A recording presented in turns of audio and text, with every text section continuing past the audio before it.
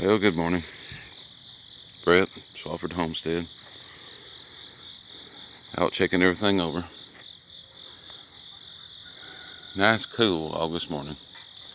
We're down in the 60s this morning. That's really unique weather here this early in the year. Most time it's already in the mid 70s. Now it's 7 o'clock. It's been usually close to 80 by now. Sure is nice. But anyway, I thought I'd do a little garden tour. Well, garden tour number one, I guess. Let's see. Start out with, we'll just point out the cucumber plants. I staged my cucumbers. I planted them in 2 different stages, and this is the last stage. And we got a few cucumbers when it got really hot, but it's been 100 degrees or better here most days. I've got I got a little more than a ½ inch of rain for the whole month of August. Didn't get much more than that for July. But we're still growing stuff somehow. We're being blessed. The only way I can put it.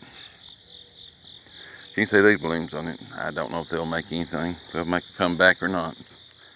We're in a cold spell this week, so maybe. I'd like to have another cucumber or two. They was good. I got my old big sunflower there. It was supposed to be like 3 or 4 feet tall. He really likes it here. Now, that row there, the row of fall tomatoes for me. I just planted them a couple weeks ago. Them are Jetstar and Jet Setter. That's what I like to mix. I usually have good luck out of one or the other, so I plant both. There's 24 in that row. And there is some small blooms already. These should take me on to frost. If I can keep them thriving, I should have tomatoes all the way to frost, and I can pull them and take them in the house and I have tomatoes till I run out. This is the mini bustle. This is the one we chose to separate from all the other tomatoes in the spring. And them wasn't there when I pulled the seed tomatoes off this, but anyway, it grew several big tomatoes. The last one was a little smaller than the first 4 or 5, but it was still a large tomato. They're slicing, what you call a slicer or slicing tomato. Got blooms. I don't know if this makes it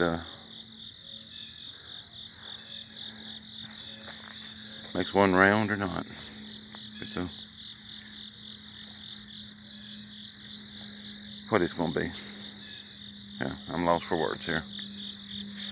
Determinate, what I was trying to think of. I don't know if this makes it a determinate or a semi-determinate, but it's not an indeterminate. It's either determinate or semi-determinate, because it put on 1 round and it quit. Now it's trying to put on another round. Whether it makes anything or not, I don't know. We're learning. This is my first time to grow one of these two. Oh, let's do a spin around here. Let's make everybody dizzy. That's a zucchini anyway. Green, don't remember the name of it. It's a popular one around here anyway. This is a summer squash. Well, this is a summer squash. It starts over here somewhere and it branches off 2 or 3 times. Done really well for summer. I've never planted zucchini or summer squash in the dead of summer. I've always planted it in spring and run it through the summer. But the plant's done really well. Now they wilt every day. They look like they're dead from the heat we've had. I have to water them. I have to water the whole garden with a hose. Keep everything alive. That's the reason I'm just amazed we're still eating from the garden, because city water don't really make anything thrive, but it will keep it alive. We got several squash off that. Several zucchinis. The old bean trellis. It is still pretty green and it's starting to bloom again. In August, when the temperature got up every day around 100 or better, it has quit producing. This is one thing I've seen the blooms will stop in really hot weather.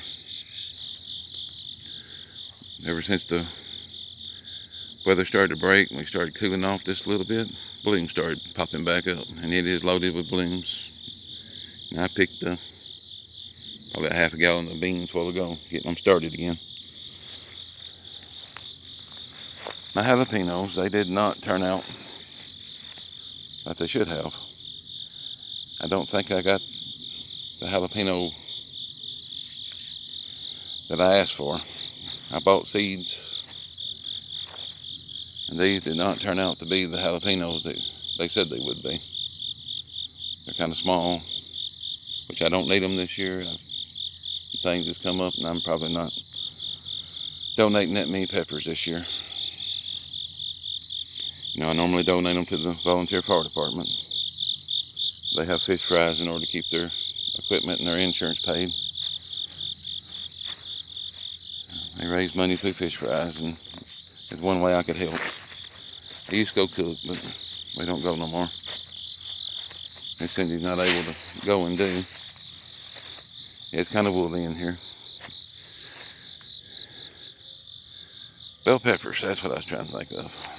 Well, I skipped it, didn't I? These are the golden peach tomatoes. Still got golden peach tomatoes. Tomatoes do not quit blooming and setting fruit in 100-degree weather. If the conditions are right, they keep going.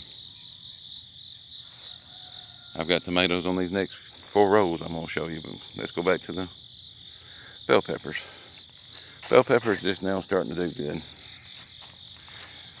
Pepper seems to like hot days and cool nights.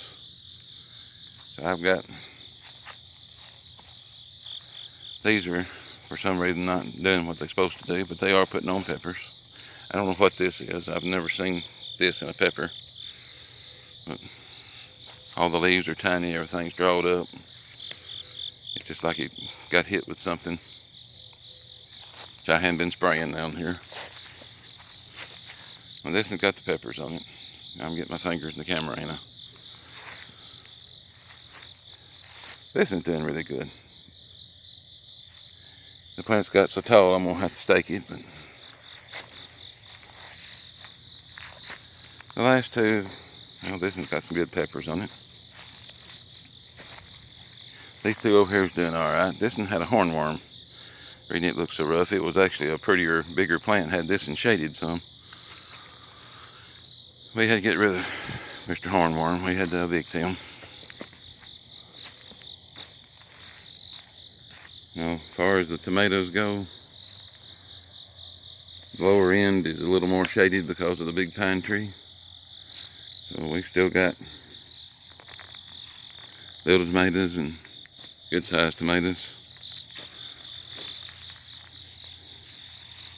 Got a lot more green down this way. Got a few down this way. These are heirlooms. They don't put on as many tomatoes. Here's one I got to take off because it's eat up, but they're in there. You just got to find them. There was some mini bustles. There was some, it was just written Amish tomato, which I think that's what them are. They got the crinkles. Of course, Abe Lincoln, Mule Team was all in here. Over here is Jet Stars, Jet Setters. In the top half, you can see there's a lot more tomatoes. They're hybrids. They're not as big, but there's a lot more of them. We're still setting fruit. Got one there. Got a little tiny one up there. So outside temperature has an effect, but it will not stop them from producing, because I've been picking tomatoes since end of June. And they looking rough. I agree, they rough in 100-degree weather, but I've kept it good enough to keep getting tomatoes. This batch of tomatoes did something strange. I'm getting back in the sun. I'm going to start bagging up here. All these tomatoes, when I put them out and the heat hit, about the time they got good and started, they all shot straight up. Of course, being in the south, we got the early blight because we got so much humidity. All the limbs fell off the bottom. We didn't get tomatoes off the first 2 or 3 feet because all the limbs turned yellow, fell off. But now they're wanting to produce tomatoes. I guess I got a late bunch of tomatoes this way.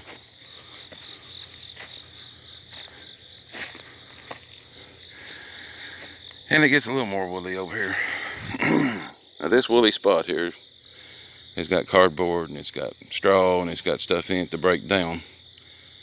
This spot of the ground or part of the garden seemed to lose some of its power, and some of its nutrients. So I'm trying to compost it and hopefully build it back up.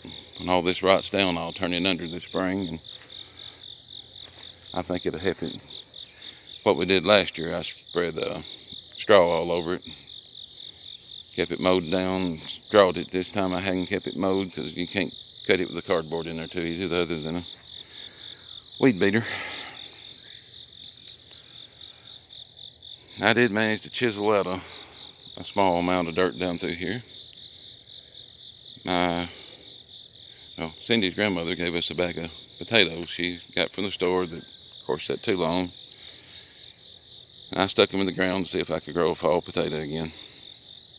And I've got a few coming up. You can see a green one right in here, and there's one up there. There's 4 or 5. They're slowly coming up.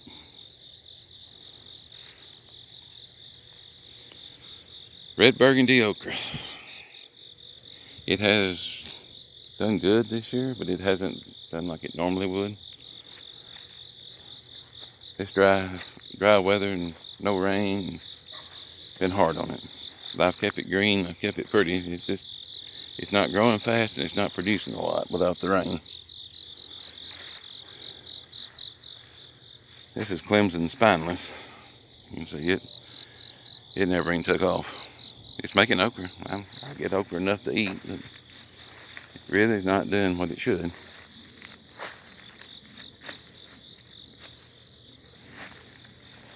I picked it good last night, so there's nothing on here really left. I've got Miss Cindy eating okra, so we got to keep the okra picked. Next to this big sunflower, and growing around it and under it and across it, is our cantaloupe. It's done well this year. It's down here in the weedy stuff, but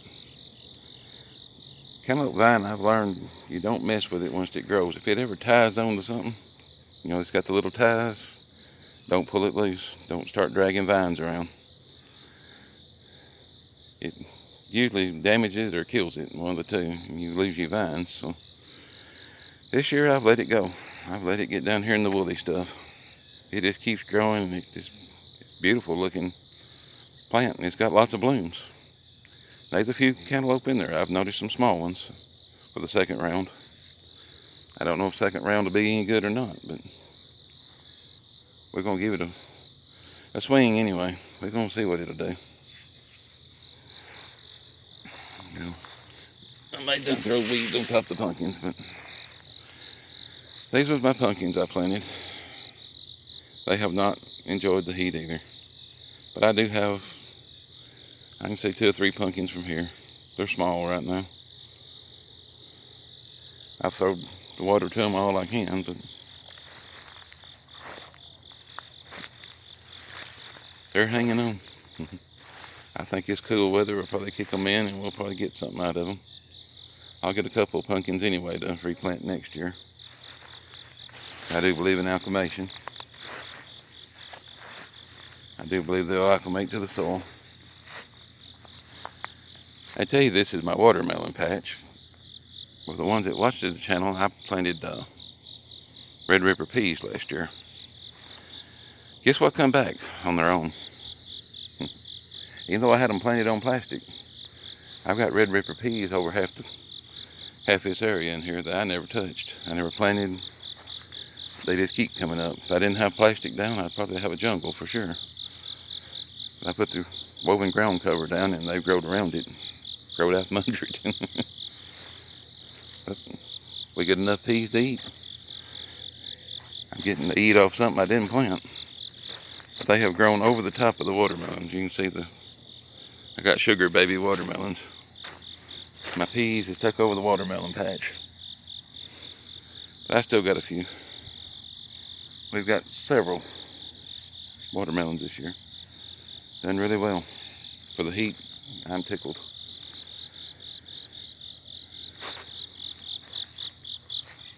I've got a lot to clean up now that it's cooled off. That's pretty well the garden, number one. Number two's got the cotton in it. I planted cotton. It's got some pumpkins in it, but it ain't much to see. It's about like this one. Just a small patch. You might have to go see garden 3 one day. Hope you enjoyed my little weedy tour. Y'all have a good day. God bless.